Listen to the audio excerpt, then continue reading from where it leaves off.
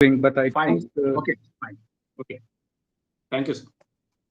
Dear participants, today we do have Professor Mohammad Sarosh Umar with us, basically, and he'll be engaging our session. This session till 3:15, basically. So Professor Mohammad Sarosh Umar is a professor in the Department of Computer Engineering, AMU Aligarh, and he has teaching and research experience of more than 35 years in India and abroad as well. He has been a resource person at Lal Bahadur Shastri National Academy of Administration, Mussoorie, India for 5 years, and has trained Indian Administrative Service IAS officers at various orientation and training programs in the area of e-governance.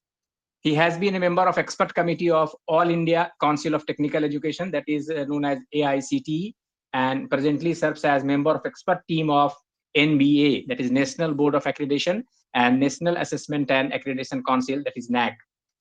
Professor Umar has served as Chairman, Department of Computer Engineering, Aligarh Muslim University, Aligarh, for 3 terms of comprising of more than 8.5 years during 1999 to 2002, 2015 to 2018, and from 2018 to 2020. He has also been a resource person at University Grant Commission Academic Staff College. He has delivered more than 70 invited talks in the area of e-governance, e-commerce, security, and software engineering. He has various articles and research papers to his credit, and he has presented papers and delivered invited talks in Canada, Dubai, Abu Dhabi, France, and several states of India, including Sikkim, Meghalaya, Mizoram, Nagaland, Madhya Pradesh, JNK, Uttarakhand, UP, and Chhattisgarh. His research interests are user authentication using graphical methods, computer security, and software engineering. And he has published 3 patents as well. Apart from that, Professor Sarosh is a valuable resource person, and he keeps on interacting with teachers at various FIPs and FDP. I am thankful to Professor Umar for exceeding our request to interact with you people. So thank you, sir, and the floor is yours, sir. Thank you. thank you so much, Professor Asim Zafar sir, for the elaborate introduction, and I'm really thankful to you for giving me the opportunity to address this gathering. So, in fact, I apologize for the delay because of some hiccups with my system. So anyway, it's now resolved. So as we know that the topic of today's session is challenges and best practices in user authentication. Now, where does this concept of authentication comes? For that, I go a little bit back in the history. I hope the slide has changed now, for all of you. Yes, sir. Yes, it has. Okay. Now it is So what has happened in the last several years, that because of this menace of identity theft, financial losses have happened. They have occurred to the tune of billions of dollars. And I was gathering data that even during this 2023, last year, more than $50 billion were lost because of the issue of identity theft. And we have all gone through this pandemic, the COVID-19 period. We have seen that most of things became online. More and more people started using the system for transactions, for carrying out all their operations. And that became a very fertile ground for all those who were interested in stealing your identity. And therefore, the number of cases of these identity theft that increased quite enormously during the pandemic. So this is a reality that we are facing. If we see the figures in the United States, the theft because of identity, that is somebody is stealing your ID in whatever way. We'll be talking about what are the different ways through which your identity can be stolen. Those cases almost tripled from 2018 to 2020. And Indians are also not far behind. In fact, we too are victims of this identity theft. 27 million Indians experienced this theft during last year. And of course, if we do not impose any check and balances, then such cases are bound to increase. And what happens, that is, what is the method of stealing your password? So different ways are there. It can be through phishing. It can be through wishing, that is through you get a voice call and you start divulging your details. It can be through social engineering. It can be just through simple guessing. Somebody guesses your password. It can be through brute force attack. That multiple times one can try to access your password, and all the possible combinations can be tried.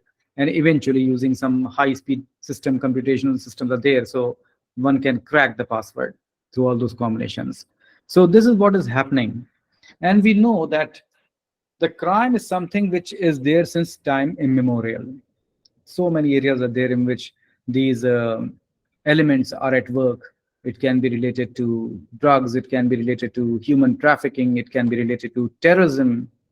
So many types of crimes are there since long, and people are busy trying to develop newer and newer method how to commit all these crimes. We also know that once the electronic network came into existence, a number of issues also started coming up because of that. We are now aware of electronic theft and fraud. We keep on getting all those spam mails. We are all aware of that, that you have won such and such $1 million because of somebody died somewhere and he left you property, and he left you his in his will he named you, or there can be some other means through which you have won something. So there are so many ways through which you are duped into divulging your details, and people really fall for it. And that's why these things keep on happening. We all know that. Even when this electronic network was not there, there was time when this postal services were used to send all these spam mails, and people used to fall for that. It keeps on happening. So many areas are there where we find that criminals are at work, and it's about time that we as learned members of the society should be able to understand what are the ways through which they are carrying out their jobs in this manner, and what we can do to prevent or the recurrence of such events. Now, if you see that what has happened in the last decade or more than that, that all of us have got a technology which is there in, which is all pervasive, which is there in our hands, which is always there in our person. We carry that technology, and there is a mobile phone. So what initial purpose was just to make voice calls, that is now just I should say that has taken the back seat, and lots of other things are happening through your mobile phone. We all know that what are the various applications, and the number of mobile phones have really increased tremendously in last several years. And now we from this data you can see that in December 2015 the number of mobile phones even surpassed the population of the world. And I checked today, the world population is more than, it has crossed 8 billion, and the number of mobile phones too have been increasing quite rapidly. So from 2019 to 2023, you can see that the number of phones are now more than the world population. Around 17 billion mobile devices are there. Likewise, mobile phones, 7.5 unique numbers are there. And we all know that this will keep on happening. And the cost of a smartphone also has dropped. So from simple mobile phones, people have now started using the smartphones. We all know that. And that number too is rising. So the point is emphasized that everyone is now using this technology. Now, once technology is there in your hands, then you are vulnerable to so many effects. This is an example of, in fact, this is the historical data of world population. World population had remained static, almost less than 1 billion for so many centuries. But after 18th century, it started rising, and it is growing quite rapidly. We all know that. Now, this mobile phone has, of course, carried out a major task of social transformation. Everyone now is connected. They can make calls. And once you have got this technology, smartphones are there connected to the net, one can carry out financial transactions, because that is the point that we want to emphasize there. Although there are so many other applications, but whenever this is involved, that you are going to use your identity to carry out financial transactions, then that phase is quite vulnerable. So mobile phones have now forayed into the world of banking and finance, and therefore the need of security of these mobile phones has become paramount. And we are moving towards cashless society. India is in fact in the forerunner in the area of UPI. This is the largest digital transaction mode which is being used for transferring money, and we have really taken a lead in this. And we are moving towards this cashless society, and therefore it is paramount. It is really very important to have a very secure, very strong, robust, and reliable means of authentication. Now, the question is, what do I mean by this term authentication? But this reminds me of a story. I was going through this Babar Nama some years back, and I came across this passage in which Babar said, in fact, he was continuously writing his diary so long as he lived. And he mentions that in one of his expeditions, while he was on his way to India, there was a place called Andijan where he had camped, and a part of his troop went to a place which was not far by, which was close by, in order to plunder. Basically, the army section went there to that village, and when they returned, there was a chaos. And the reason of that chaos was that in those days the army didn't have any uniform. There was no way of identifying whether the person who is before you, who was a friend or enemy. And therefore the army used to set a password for every day. They had a password, and password used to be like challenge response authentication. That is, you utter something and the other person has to reciprocate with some other term. And if you knew that term, that means that person is genuine, that he's on your side, he's your friend, not your enemy. So what happened that night when the section of the troop went to the village to plunder and it returned? uh, the password at that time was Tashkent. Had to be when Tashkent was uttered, then the response was Seram, and likewise vice versa. But the commander of the troop who returned, they forgot the password. And because of that, so much arrows started pouring, war cries were raised, drums were beaten, and so on. It was huge chaos. So Baba writes that the whole army got scattered because of that problem. So I realized that password is really very important. In fact, it has been used for long. Even Roman armies used to have this kind of a password. So we are talking about something which is not new. Authentication has been there for long. And what exactly is authentication? It is basically the act of confirming the attribute of anything, of any entity, of any data or any object. It basically involves confirming the identity of a person. It can be a software program. It can be any artifact, a very important, precious masterpiece of fine art, let's say.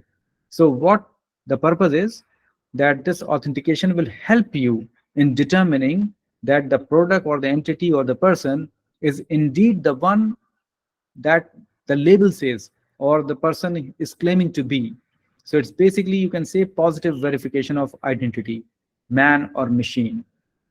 So, and how do we normally prove our identity? We come across this scenario quite a number of times in our lives, where we have to tell the other person or the machine that, yes, this is who we are. How do we prove it? So there are three ways of doing it. One is you divulge some information. As I mentioned about the password, the army had the password. So you know some information, you carry in your head, and you basically divulge it at the appropriate time. And the other party or the machine that gets to know that really, okay, this is the person that we have to deal with, and he is the authentic person. So that's one way of authentication.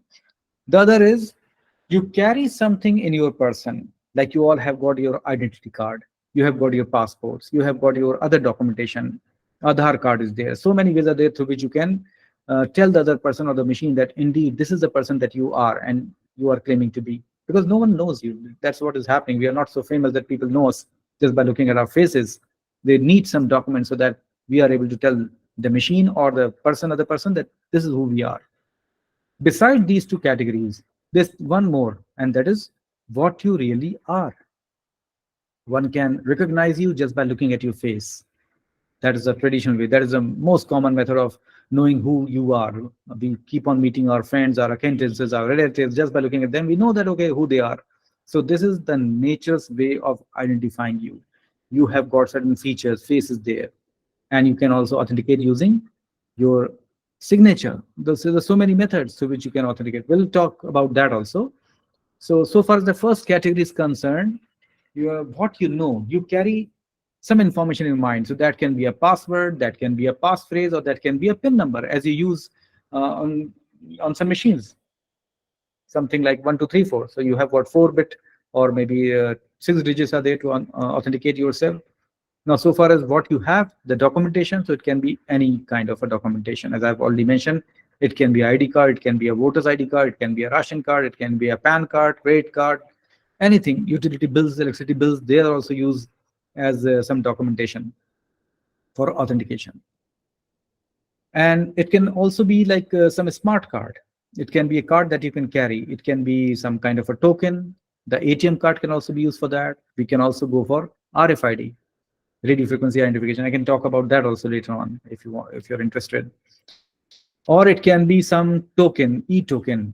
Some banks also use this kind of a token where some number pops up on the screen, and then you have to use that number to at the time of when you are logging into your account.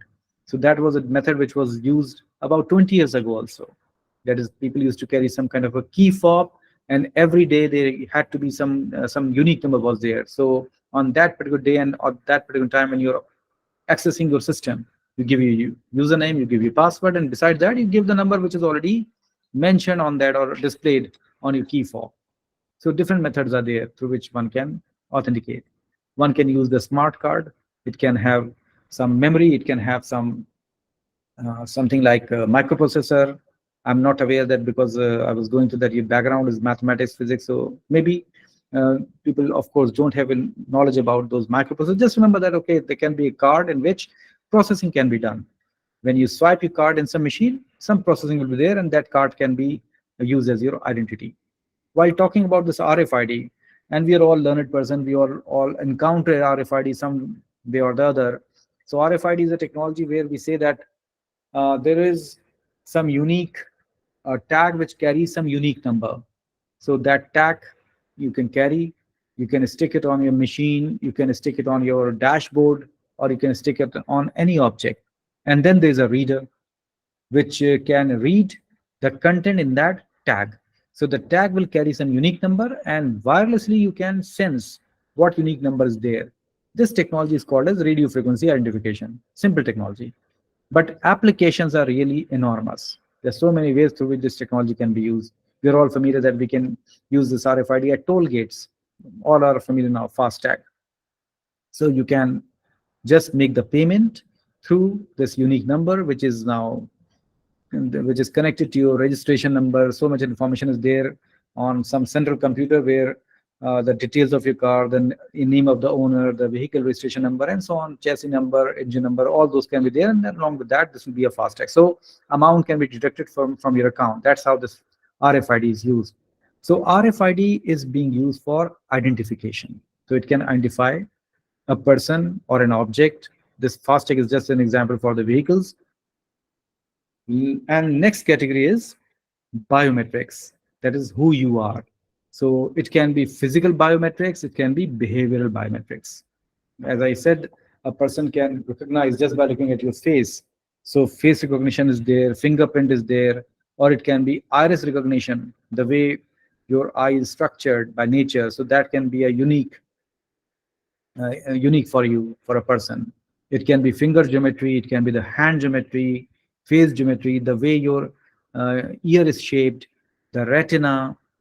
In fact, nature has given you with so many attributes through which the other party, the other person, or the machine can identify you precisely. Every person will be having a different hand vein structure, palm prints are different, and at the core of everything, it is the DNA. Now, if we want to use these physical biometrics, we need to have some machines through which we are able to access the computer through that machine, and we provide the information about our thumbprint, fingerprint, or iris, or whatever. So technology does exist. It can extract this information of your physical biometrics, quickly give it to the system. System can compare that with the database, and then you will be authenticated if you are the genuine person.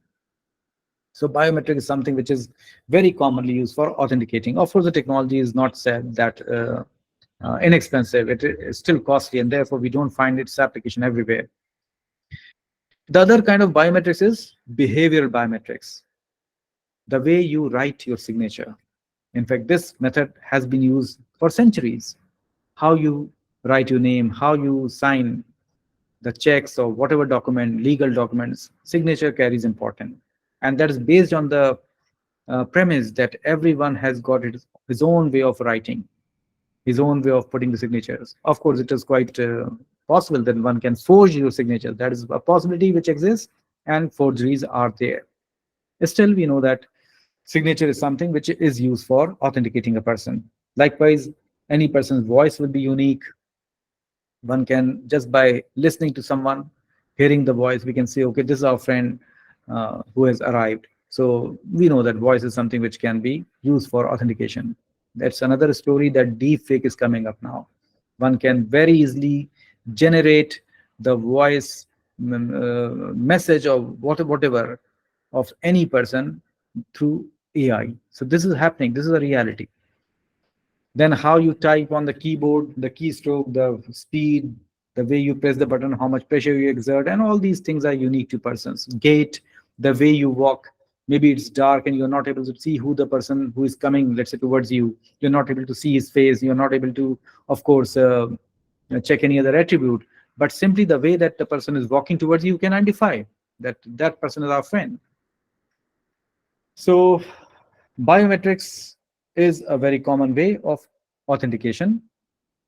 But whatever that we have discussed, the means, the three categories: knowledge base authentication, you carry some password of PIN number in your mind, or you carry some document, or you have got the biometric based fingerprint.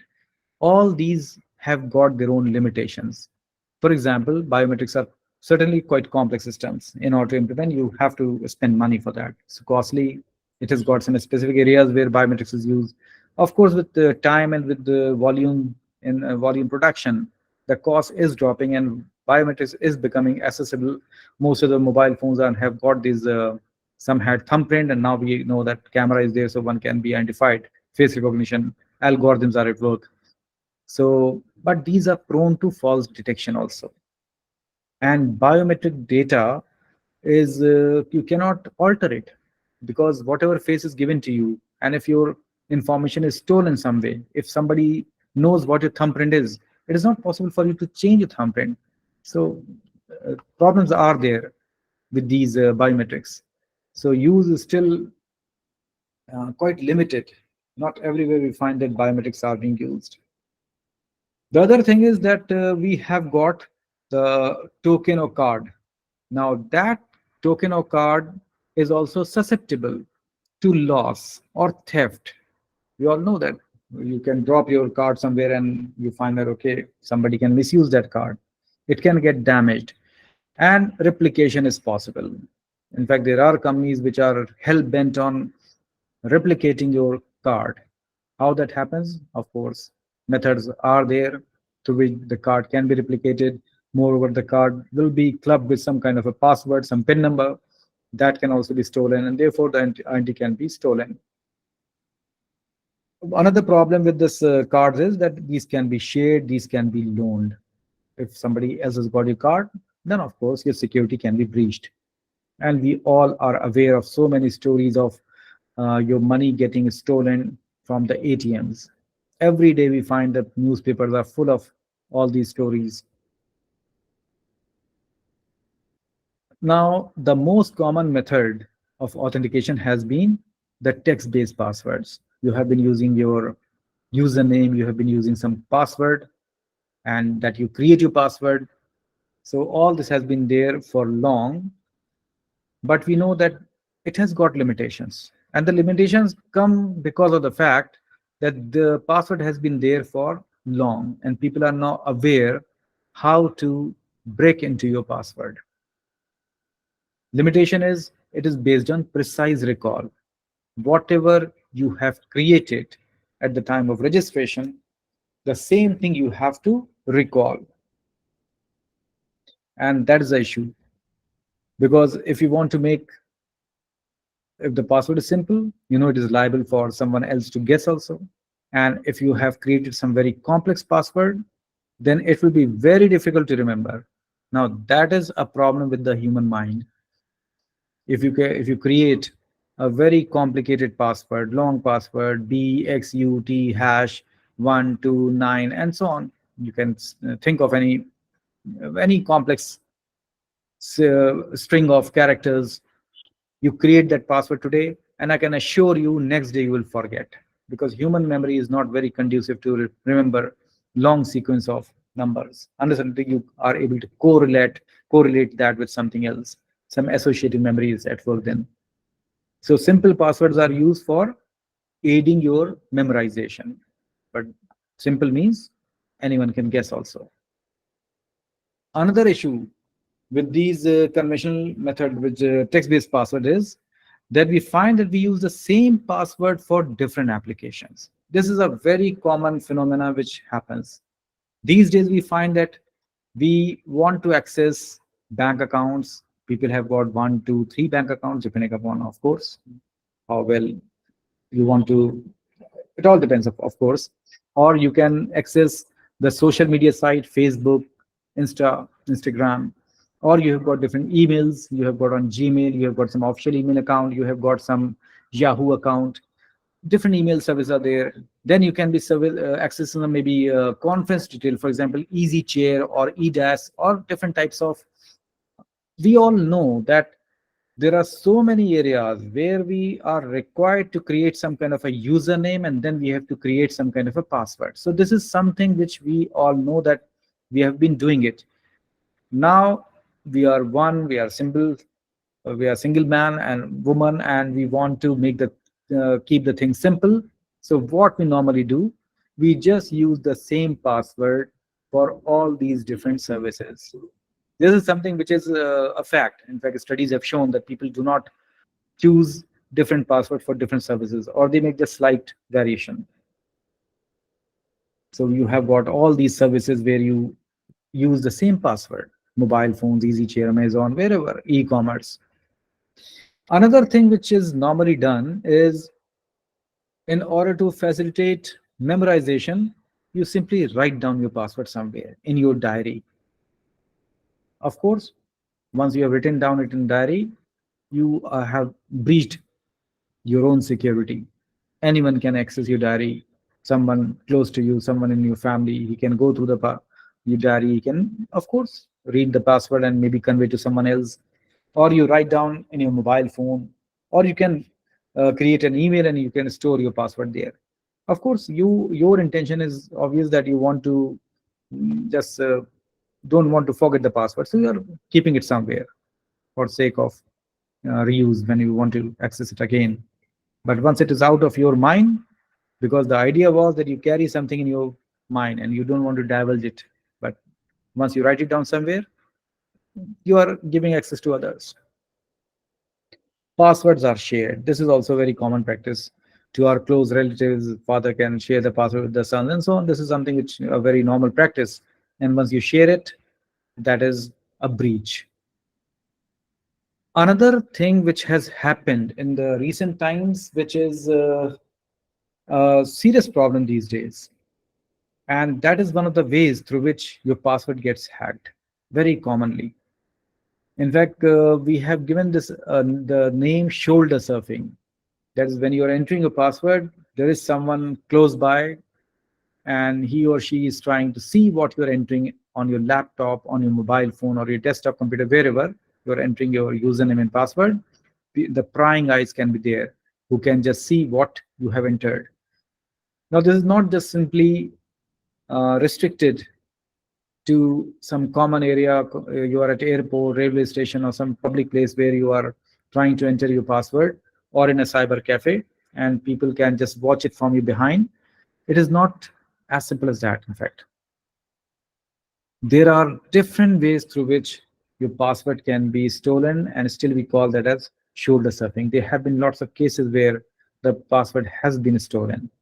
There have been stories that a person is sitting in his office in a skyscraper, huge building. He's accessing his system, and across the street there's another building, and from there a person is sitting with a telescopic lens. Maybe he's in his camera or a normal telescope, and he can clearly see what you have entered in your system. He can watch your hand movement, he can watch the keyboard also. That is a very simple way of saying that, okay, one can look what you have entered through using magnifying, that is, telescopic lenses. Again, it is not that simple. There are other methods also. Even the reflection which is there on some polished surface, which is close to your computer, laptop, the reflections can be uh, again processed. So one is watching what you have entered through the reflection of from some polysurface. Those image sequence can be stored, those can be processed, image processing can be done, and eventually your password can be hacked. It can be checked. So there are so many ways through which this shoulder stuffing can occur. How to prevent this? Really, one has to just ensure that when you're entering a password, it should be hidden from the prying eyes. Now, I would like to share with you, and I'm sure that not many might have heard of this, that your password can be shared through other means also. It's a very common thing that you go shopping, you go to some maybe some mall or maybe some departmental store, you buy some things, and then you use your card, debit card or the credit card to make the payment at the point of sale machine. It's a very common thing which happens everywhere in the world. Now, what you do, you go to this point of sale, or it can also be an ATM machine, whatever, and you know that you swipe your card, and after that you enter some PIN number, maybe 4-digit PIN is there. So whatever number that you press, and you do it quite innocently, innocuously, make the payment, and you leave. Now, all this while you were there trying to enter your swipe your card and then enter your PIN, there you did not notice that there was some person behind you, and he had his mobile phone in his hand. And what looked like a mobile phone to others, it was basically a thermal camera. And you know what a thermal camera is? It can sense the temperature. High temperature, different color. Low temperature, another color. So the temperature variations can be sensed in terms of different colors. So that is something which that person was using, and you were not even aware. And in fact, you had left the point of sale machine. Now, this is a screenshot that I've shown here, that after you left, you had entered your password here, and this man, he just took a shot with his thermal camera. And you can see the areas which are cool, they are blue in color or more greenish. And the ones which are higher in temperature, they are reddish, quite red.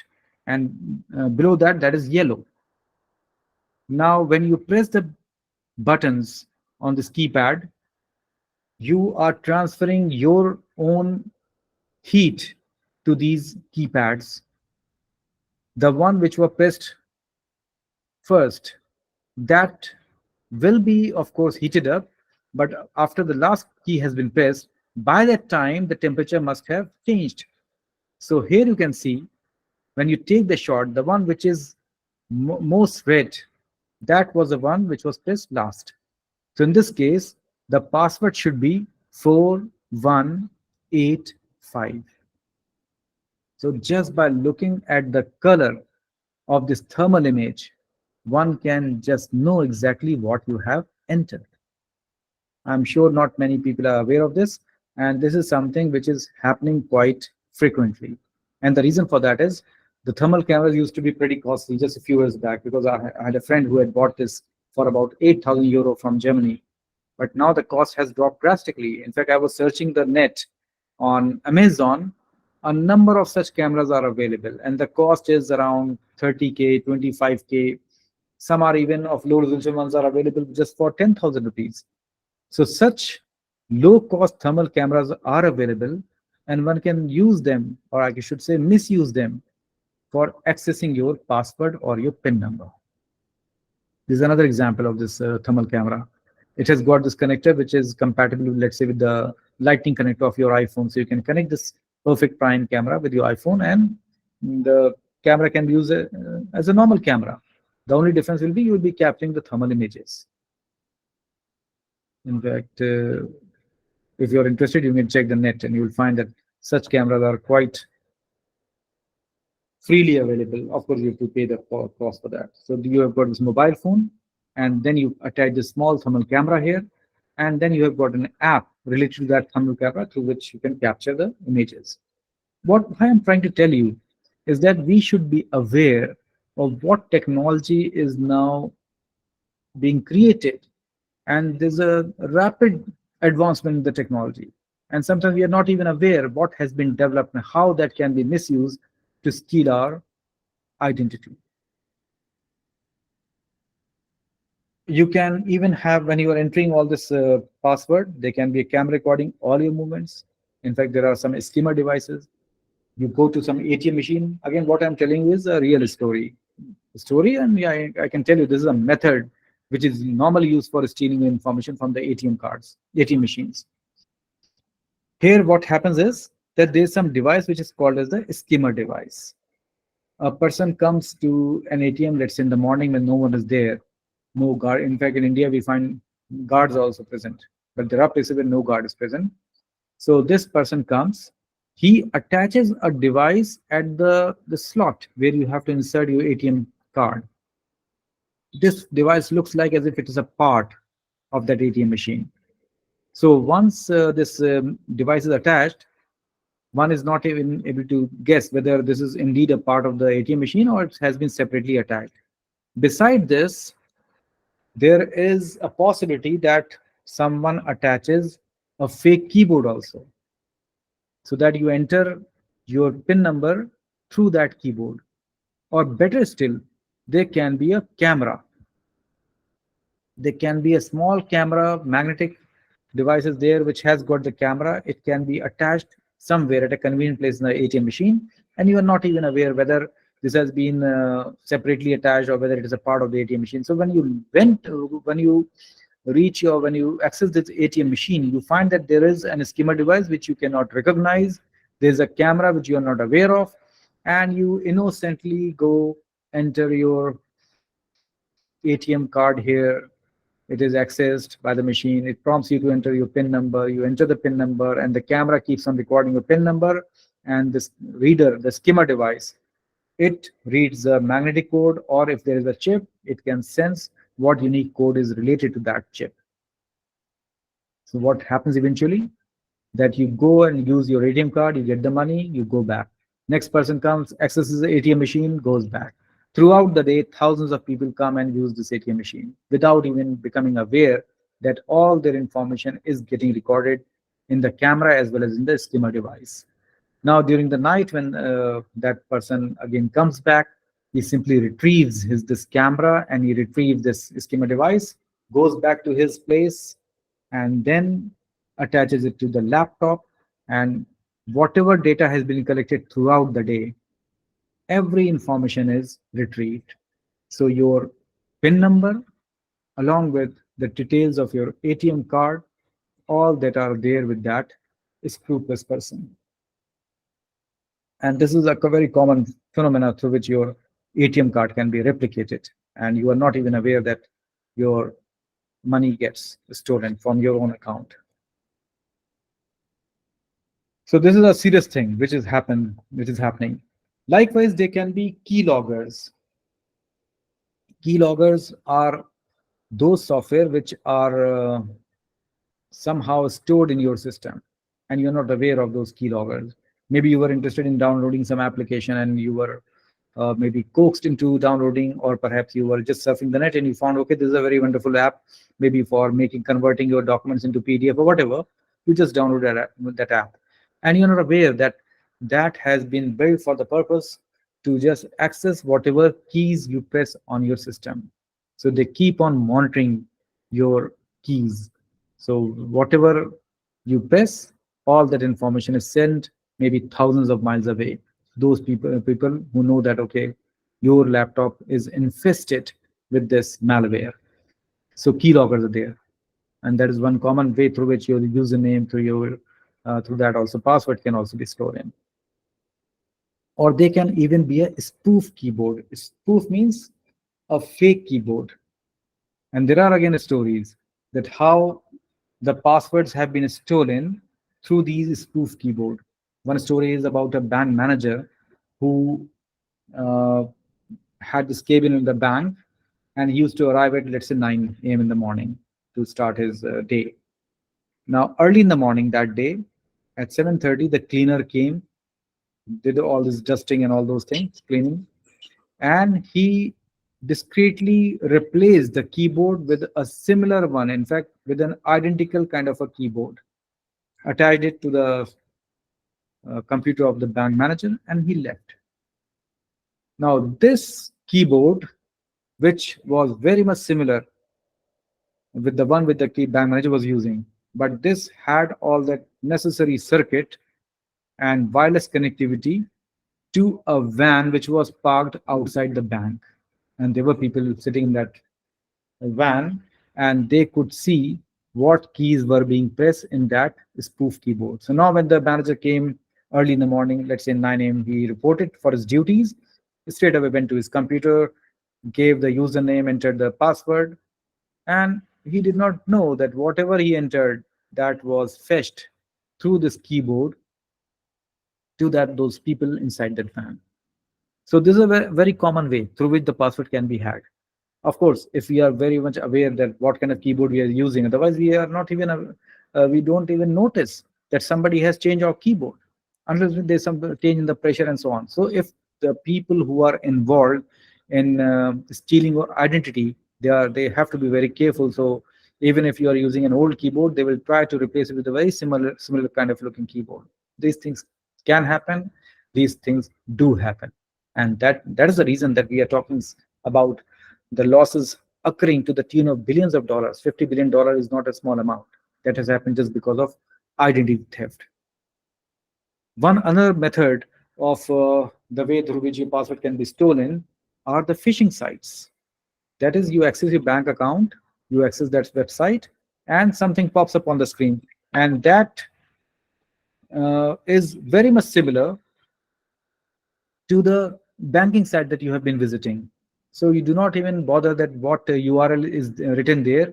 You just start entering, you start logging to your bank account. You enter the password, you enter username, password, and you just process. But what happens is once you give the username and password, it just says incorrect password. That feedback is there and coaxes you to re-enter the password. Now, when you go for re-entering the password, now the original website is there. The genuine one pops up on the screen, and then you go ahead with your transaction. This is a very common way of stealing a password, and this is called as the phishing sites are there. A very common method through which the password can be stolen. In fact, I have been telling you in detail, but this is really very important that you should know that something may happen and how the password can be stolen. Hello? Right now I'm busy in a lecture. I'll call you back. Sorry for the disturbance. It happens. So we are talking about what are the limitations of these conventional methods of passwords. One thing which we observe is that you choose your password. You have, suppose you have to create a password, you have to register a new password. How do you do it? You think of a password. Anyone prompts you? No. It's your own fertile brain which prompts you, which tells you, okay, this is a password that you should create, and no one is going to detect that password because that's what your intention is. When you choose your password, you are picking the password from a vast password space. Now, what is this password space? That space is the possible number of passwords which are available through that scheme. That is what different combinations, what permutation combination you can create of all those passwords. For example, let me tell you. Let's say you are interested in, there's a password scheme, text-based passwords are there, which allow you to create a password. Suppose there's a limit of, let's say, up to 10 characters. That is, you have to create a password up to 10 characters. Now, these characters can be alphabets, uppercase, as well as lowercase. These can be numerals. So there are 26 uppercase, 26 lowercase, 10 numerals. So 62 in all. Along with that, there can be some special characters, like they can be hash, they can be question mark, they can be less than sign, greater than sign. So many possibilities are there. So there can be some, let's say, some special characters. So total number of characters can be, let's say, 92, or let's say 100. That is, you have got a possibility that From all these set of 100 characters, you can pick any, and you can repeat them also, let's say. So at the first place, you can put A, small b, or C, whatever. So out of 100, you can pick any. At the second place, again, you've got all the choices available, 100 possibilities. Third place, again, 100 possibilities. So the total possible combination will be 100 to the power 10, because there are 10 characters which you can use for creating a password. So 100 to the power 10, that means 10 to the power 2 to the power 10, 10 to the power 20. There's a rough thing, rough estimation. So 20 zeros are there. So it's a huge figure. Trillions and trillions possible passwords are there. And from there, you have to pick your password. In fact, we never think in this direction when we are creating this password, that what an enormous password space is given to us. From there, we have to choose a password. What we normally do, we choose something which we know. Studies have been carried out, conducted, which show that in one of the studies, it showed that 14,000 passwords, out of these 14,000 passwords, almost one-fourth were cracked using a dictionary of just 3 million words. So whatever passwords were there, one-fourth of them were already available in that dictionary. Another study says that one-third of the passwords can be found from some dictionary. And of course, we have got so many password cracking software which are available just because of the fact that you choose a password which already exists somewhere. So what we have seen regarding this text-based password, that they are basically designed keeping the system in mind and not the person.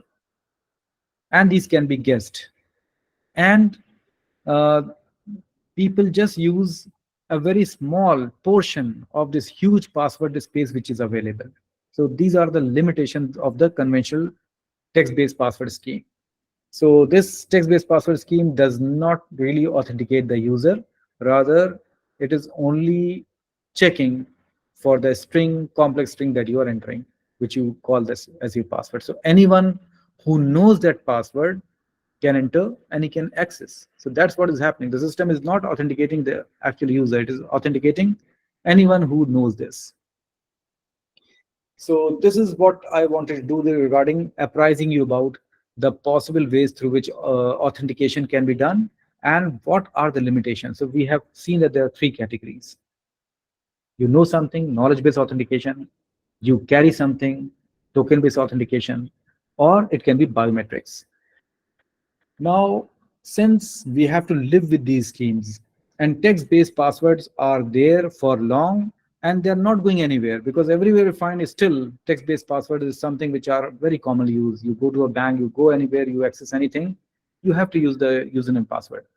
So with this background, that what technology is being used by those hackers, all those people who are interested in stealing a password, we should be aware and we should not allow these people to steal our precious information as well as our they should not be able to steal our money.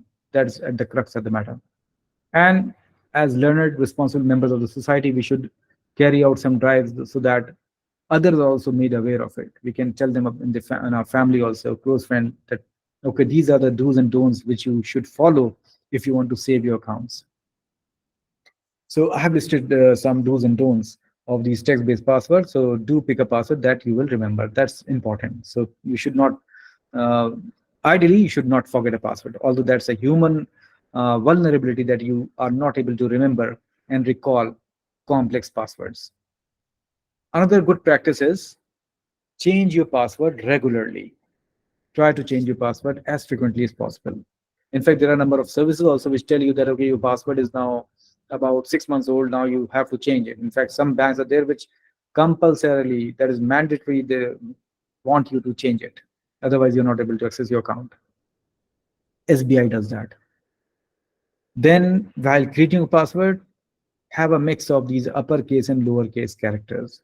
So even if somebody is trying to see what you're trying to enter, then he or she will be confused because you will be using a mix of upper and lowercase characters. Use special characters also. So like hash, dollar, and other special characters or punctuation marks, those can also be used, making the password quite complex.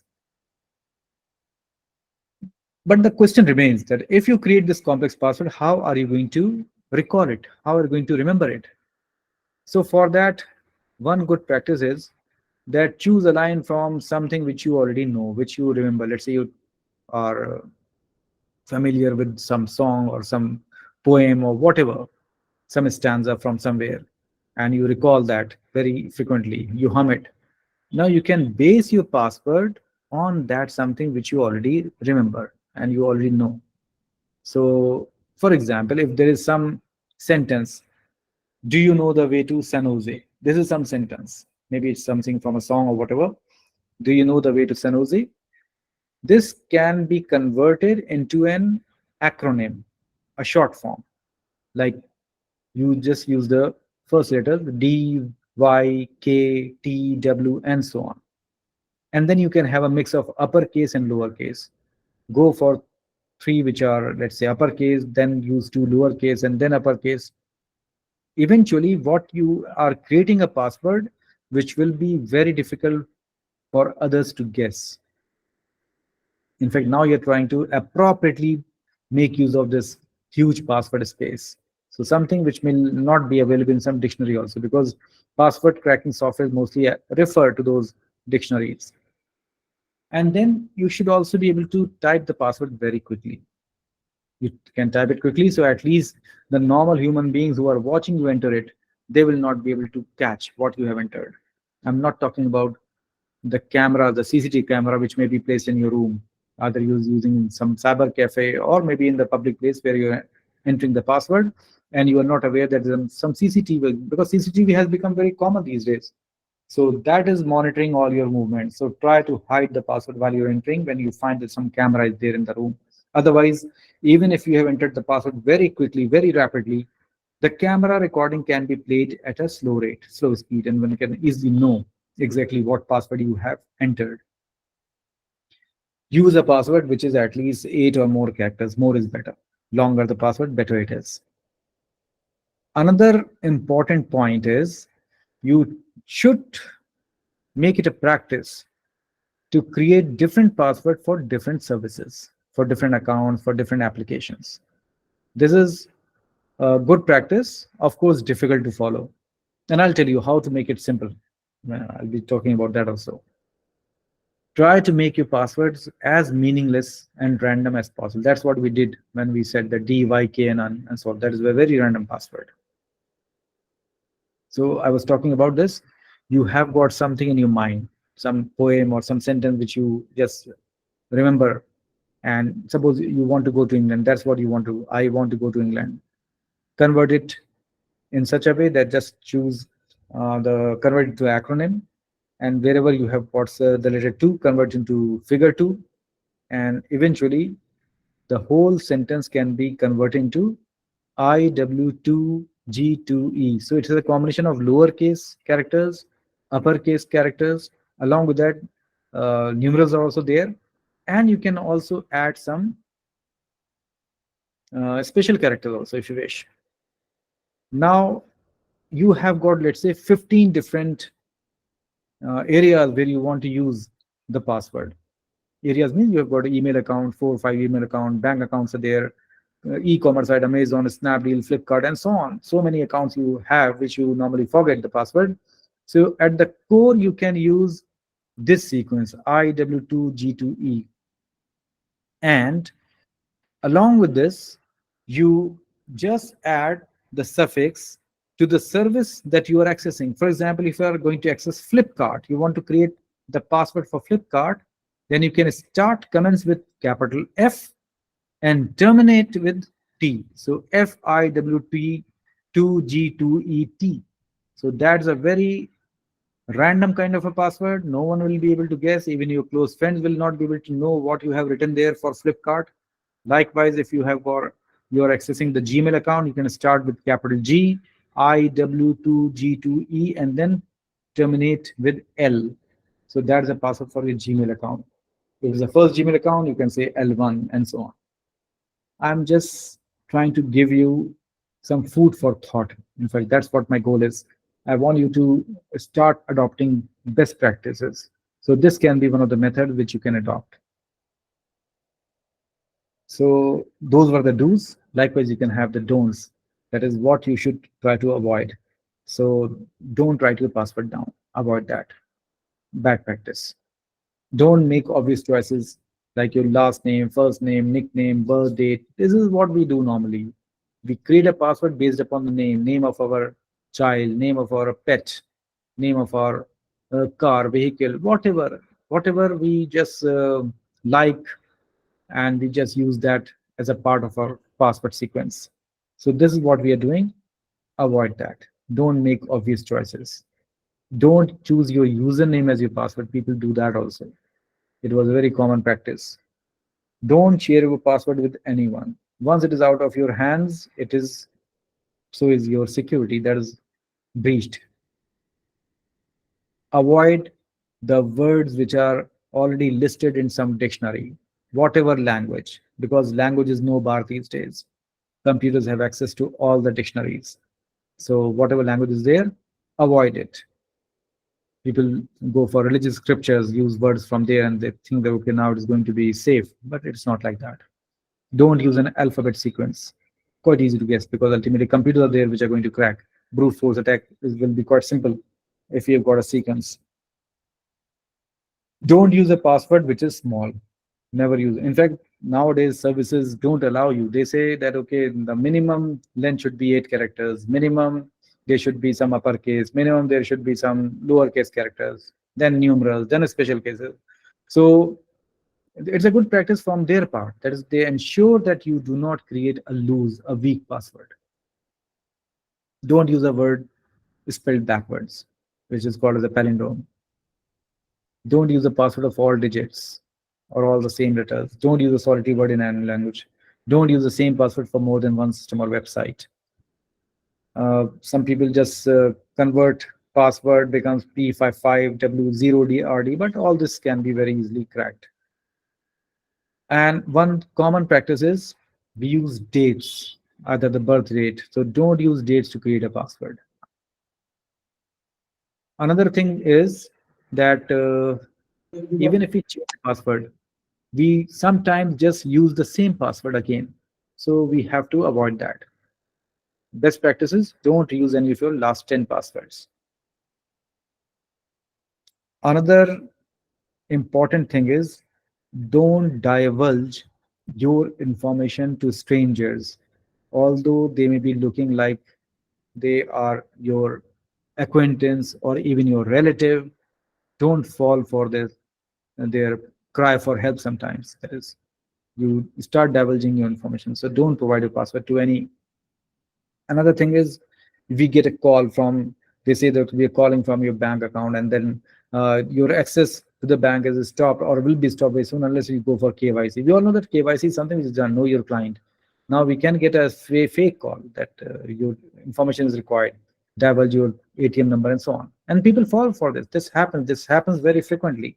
People who are learned, people who are senior, mature, they even fall for some traps. So what can be done? Maybe one can go for two-factor authentication, that you have got the password along with that club with some OTP which will be there generated on your mobile phone. So make it secure. So best practices are there, and we have got these authenticator also. For example, Google has got, Microsoft has got authenticators. So this can be adopted. So best practices are there, and these can be adopted. And in order to avoid getting phished, secure your home network. All of us use some kind of a Wi-Fi system. So try to go for good, strong passwords for ensuring the safety and security. Don't allow people to use your devices unnecessarily. Don't give access to them. And be very careful where you click. On the screen, one has to be very careful. So many things are there. They keep on popping up. So avoid that. Avoid clicking all the possible links which pop up on your screen, because you do not know what it is going to lead to. Perhaps some malware will be installed there, or something will be done so that uh, your information will be divulged thousands of miles away. So be skeptical of whatever the cyber criminals are doing. There can be some job offers, so avoid falling prey to that. And Of course, you have to protect your devices physically as well as go for some kind of software so that antivirus is there, or so that you are preventing the malware to affect your or infest your software or your computer. The point is that we can talk and talk, that we can say that okay, we have got so many ways through which authentication can be done, and what are going to be the best practices, what you should do, what you should do or not do. All these can be discussed, and in fact spread. This knowledge can be, information can be spread, but one thing has got to be realized, that nothing is foolproof. We keep on developing technology, we keep on creating ways through which our ID will not be stolen, but there will be people who will find ways. This is something which will keep on happening, because why? We are dealing with human minds, and human minds are really quite creative enough. They will always overcome the toughest of security features and measures. So does the world stop at this? That is, no, we should keep on striving. In fact, I have said that text-based passwords are very commonly used these days, but there can be methods through which we can overcome the problem with text-based passwords. We create very simple password. Why? Because it is difficult for the human brain to remember complex strings. So what we can do is, rather than remembering all those complex string, why don't we use some kind of a visual passwords, graphical passwords, image based passwords? Because human mind is more conducive to remember and recall images. We are more adept for that. So that is one possibility. In fact, that is being done also in our department. A number of students are working in the area of graphical user authentication. So they keep on developing with schemes which are quite robust, strong, reliable, and very difficult to crack also, because not many softwares are available which can access the graphical passwords. And we also find that in mobile phones also, now you find that this pattern is becoming quite common. So there's again an example of a graphical information that we are providing besides the password, which is text-based. So I think this is all that I will cover today. There is a possibility I can go for this discussion on graphical password also, but that will be beyond the scope of this today's session. So thank you all of you for patiently listening to me. And if you have anything to ask, if you have any query, I'll be happy to respond. Thank you, sir. Nice presentation. Thank you. Sir, what is the reason for changing password regularly? There's so many reasons. One of the reasons is that you are not sure where you have left the trail of your password. For example, you went to the airport, you entered your password. There was some need that you had to access your bank account. You entered the password without even realizing that there was a camera somewhere around, and all your information was already recorded there. And maybe that recording will be retrieved at some point of time, and people who are interested, they will try to grab the information. That's a very simple example that I've given. The point is, we create a password and we think that is safe, it is safe with us, but you're not aware that whether it has been shoulder surfed. Shoulder surfing is a very common phenomenon. So the good practice is you change the password after some time.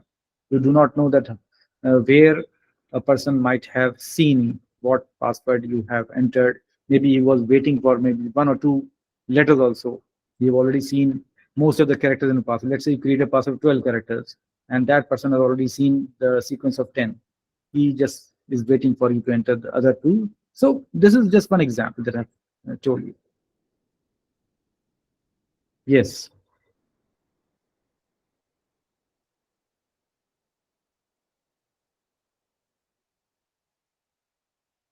Any other question?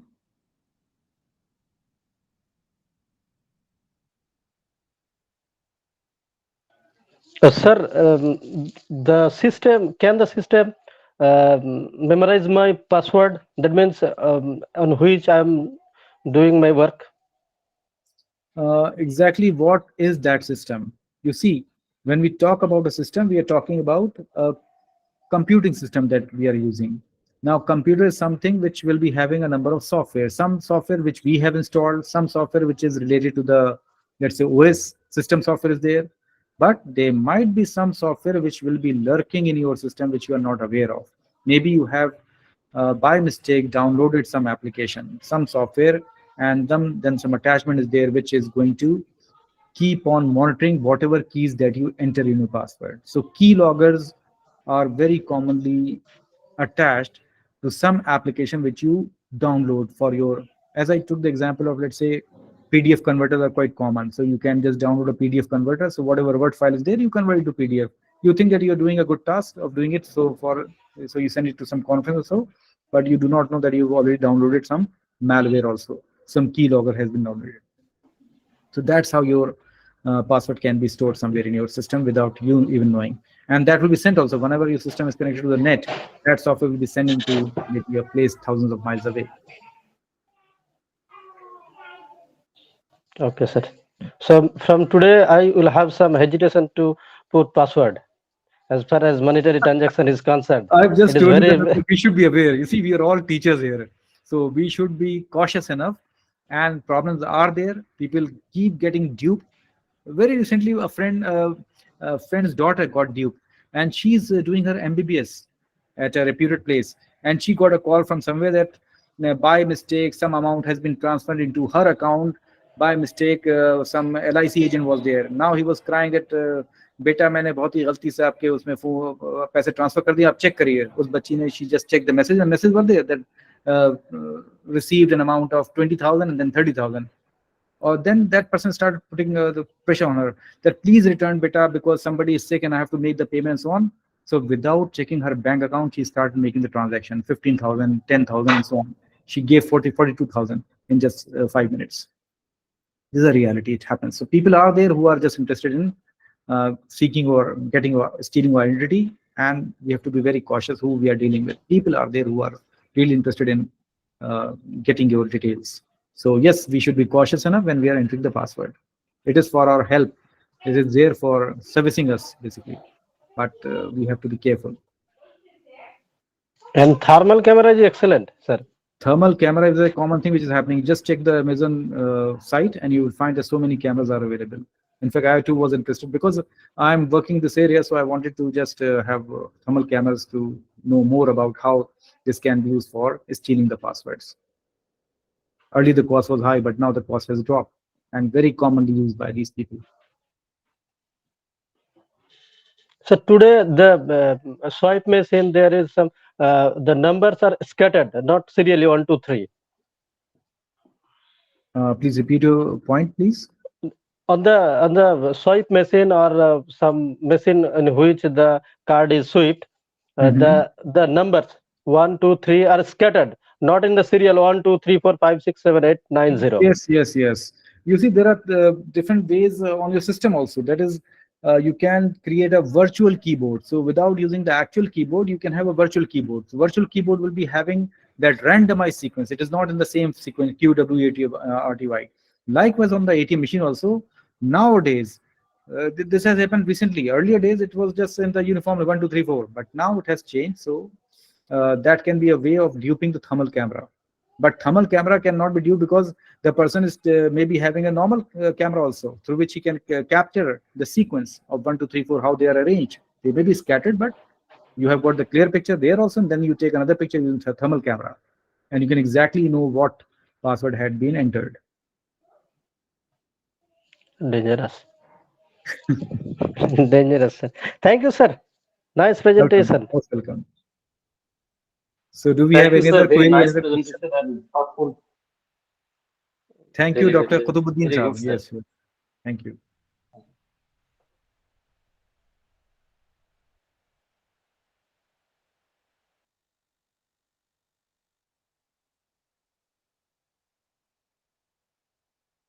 There is some question by or observation by Maria Noorzam.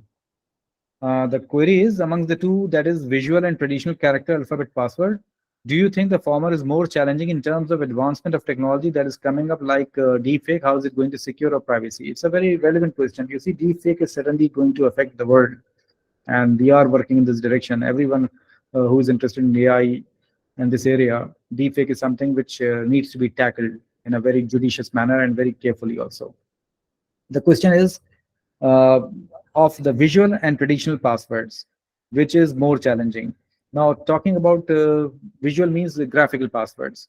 So definitely graphical passwords are difficult to create and they're difficult to remember also. There are things which are involved.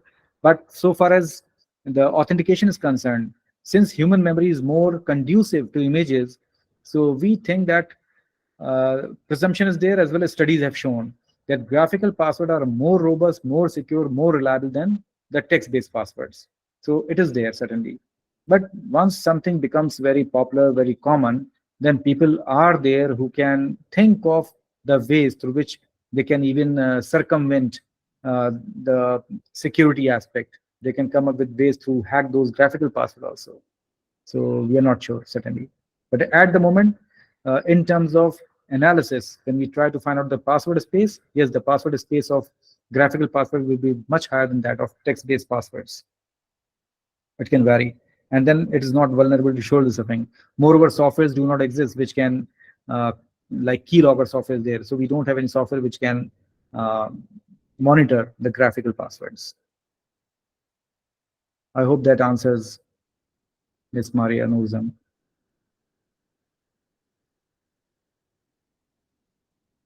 So if there are no questions, then I take the leave now. Asim Saab is there? Professor Asim Zafar?